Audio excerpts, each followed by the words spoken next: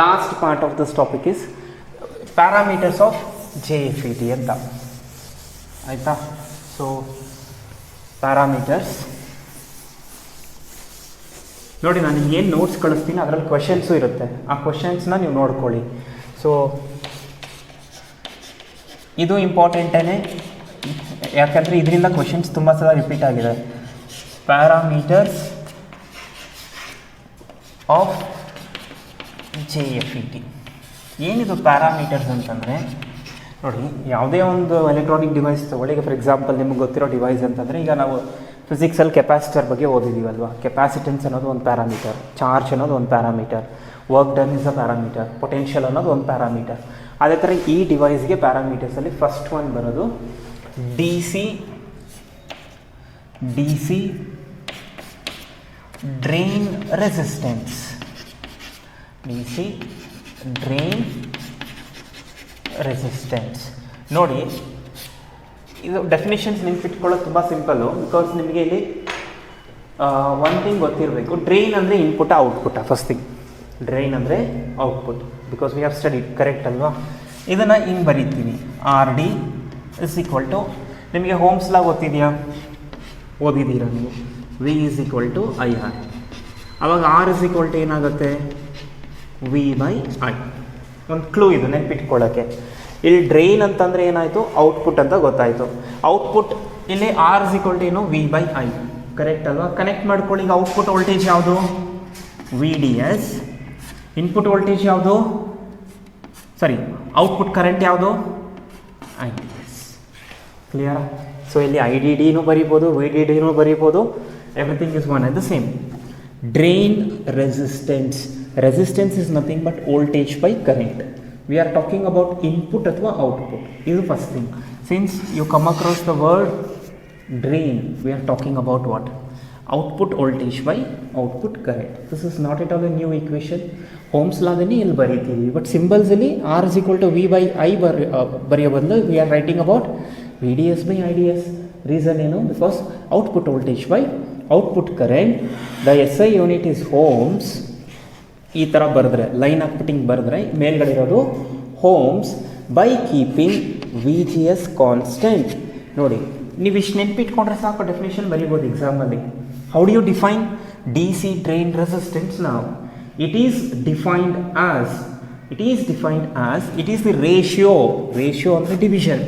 It is the ratio of drain to source voltage ಅಥವಾ output voltage, ಕರೆಕ್ಟಾ? It is the ratio of drain to source voltage to the drain to source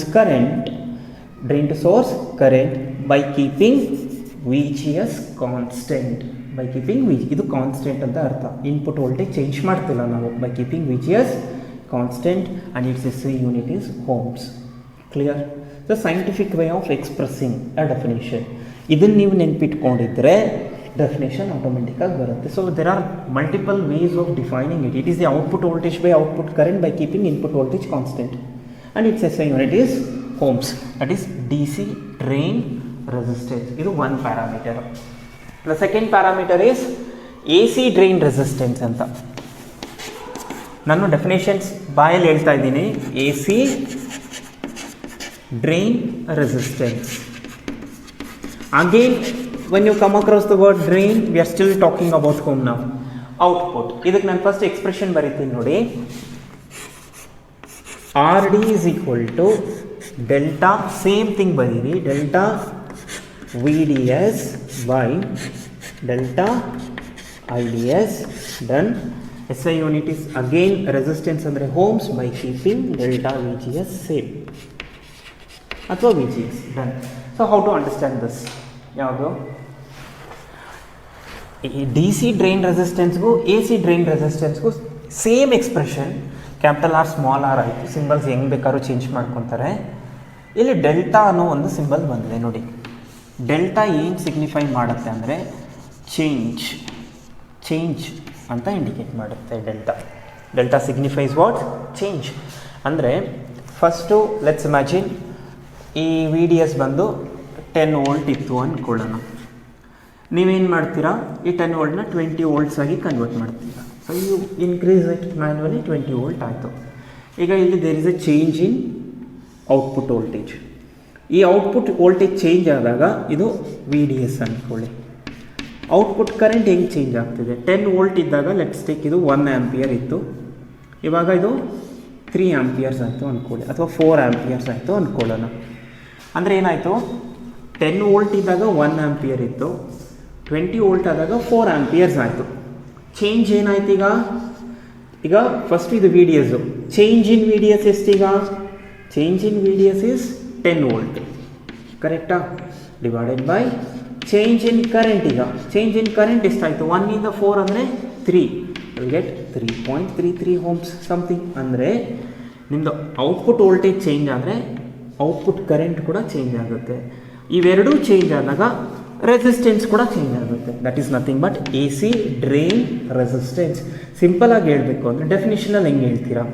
it is defined as the ratio of, division ಇದೆ ಅಂತಂದರೆ again it is defined as the ratio of, ಇಲ್ಲಿ delta ಇರೋ ಕಡೆ ಏನಾಗ್ತೀರಾ, change in source to drain voltage to the change in source to drain current by keeping VGS constant, by keeping VGS constant. This is called as what?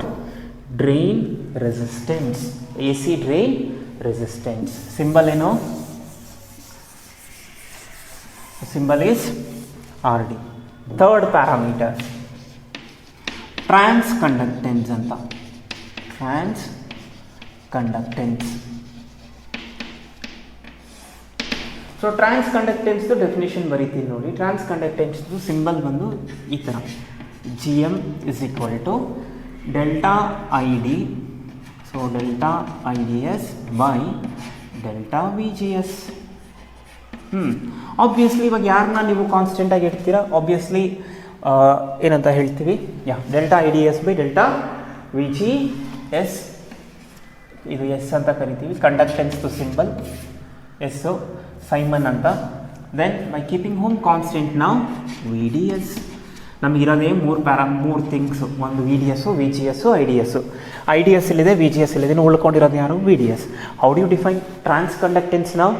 It is the ratio of change in, delta ಅಂದರೆ change in ಅಂದರೆ it is the ratio of change in drain to source current to the gate to source voltage by keeping VDS constant, VDS constant, and its SI unit is Siemens. We'll study in physics. Yes, ಅಂದರೆ conductance SI unit ಏನೋ siemens ಅಂತ ಕರಿತೀವಿ.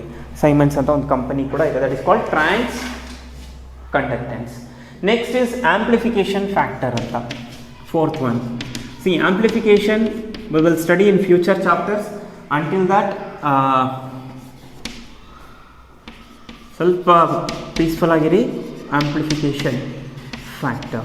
So what you mean by amplification factor ಅಂದರೆ ಇದರ ಹೆಸರು ನೋಡಿ, ನನ್ನ definition symbol ಬರೀತೀನಿ ನೋಡಿ. Mu is equal to output voltage, change in output voltage to the change in input voltage by keeping home.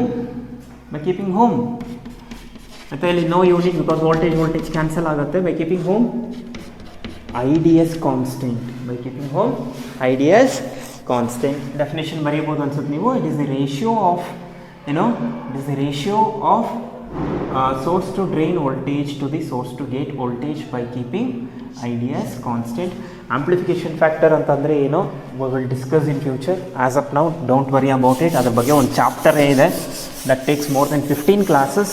ನಿಮ್ಮ ಆಂಪ್ಲಿಫಿಕೇಶನ್ ಅಂದರೆ ಬಾಯಿ ಮಾತಾಗ್ಬಿಡುತ್ತೆ. ಸೊ ಇವಾಗ ಸದ್ಯಕ್ಕೆ ಅದ್ರ ಬಗ್ಗೆ ಬೇಡ, because we are running out of time.